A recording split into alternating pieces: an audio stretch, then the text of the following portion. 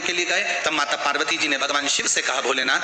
आप मेरे साथ इस काशी में विराजमान होइए। शंकर पार्वती काशी में विराजमान होने के लिए बैठे ही थे, इतने में भगवान शंकर को याद किया गया तो शिव जी वैकुंठ के लिए भगवान विष्णु से मिलने के लिए चले गए। माता पार्वती के नैनों में जल भर गया, आप हमारे साथ आए हो, भ्रमण करने के लिए आए हो और आप हमें अकेला छोड़कर जा रहे हो। शंकर भगवान ने कहा, चिंता मत कर पार्वती, सामने अशोक का वृक्ष है, इस अशोक के वृक्ष से जो तू मांगेगी तुझे प्राप्त हो जाएगा,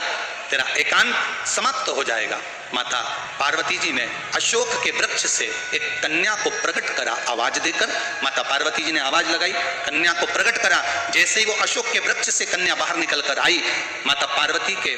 एकांत को समाप्त करने के लिए वो कन्या अशोक के वृक्ष से प्रकटी, इसलिए उसका नाम अशोक सुंदरी हो गई।